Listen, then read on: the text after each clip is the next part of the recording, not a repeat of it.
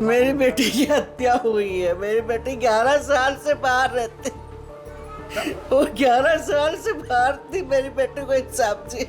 एक general insurance company की महिला मैनेजर की उसी की फ्लैट में लाश मिलती है, लेकिन जिस हालात में लड़की का शव मिलता है वो काफी संदेहास्पद था।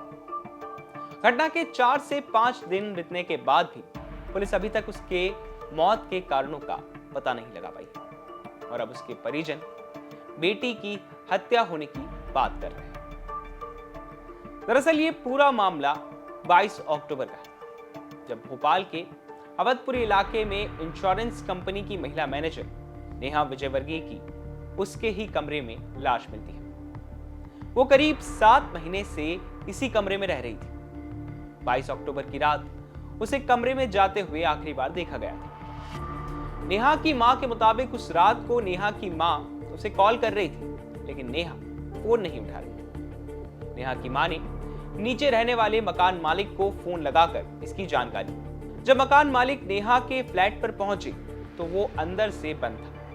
काफी देर तक खटखटाने के बाद भी जब नेहा ने दरवाजा नहीं खोला तो अवधपुरी पुलिस को जानकारी दी गई। सूचना मिलने पर पुलिस की टीम मौके पर पहुंची, जिसके बाद डंडे की मदद से दरवाजा खोलकर नेहा के कमरे में पुलिस दाखिल हुई और उन्हें तब नेहा का शव पलंग के नीचे अर्धनग्न अवस्था में मिला।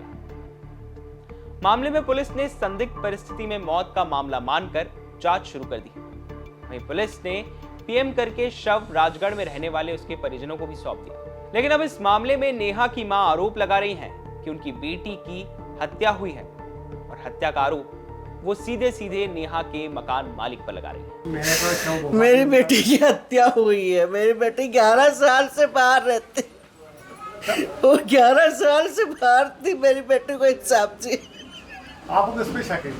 मेरे को उसके मकान मालिक पे 100% शक है।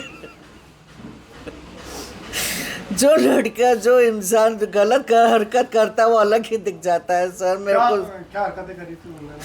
मेरी छोटी बेटी, उसी मेरी बड़ी बेटी की लाश ऊपर रखी है। मेरी बेटी बच्चे को, 2 महीने के बच्चे को दूध पिला रही है उसके घर में। आदमी कौन जाता है वहाँ पे?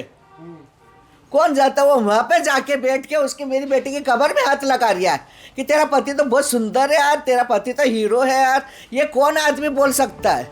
इन आरोपों के साथ ही नेहा की मां का कहना है कि उनकी नेहा से आखिरी बार मंगलवार सुबह 4 बजे बात हुई। उनका यह भी कहना है कि जब अगले दिन नेहा से बात नहीं हो पाई तो मैंने पूछताछ के लिए नेहा के मकान मालिक को फोन लगाया। तब उन्होंने बेरागढ़ में होने का हवाला दिया था और ऊपर नेहा के कमरे में किसी को दिखवाने की बात कही थी। वहीं नेहा की छोटी बहन का कहना है कि नेहा दिवाली पर घर आने की बात कर रही थी।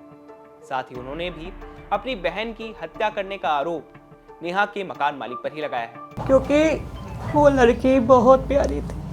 जिस अवस्था में हमको मिली वो अवस्था बहुत गंदी थी। वो अवस्था ऐसी थी जो देखने लायक नहीं थी।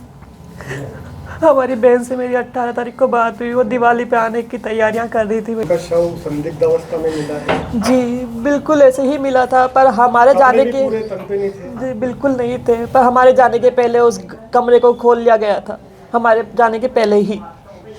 अब उनका छोटा बच्चा है, मुझे मकान मालिक पे पूरा छोटा बच्चा मकान मालिक है उनके यहाँ पे, विष्णु तिवारी करके और ब्रजेश तिवारी, ये दोनों भाई हैं। इन दोनों पे मुझे पक्का 100% डाउट है, शक है कि ये दोनों ही इस चीज़ को कर सकते हैं। क्योंकि इस अवस्था में जब आपके घर में डेड बॉडी रखी है, वो दोनों आदमी दारू के नशे में थे।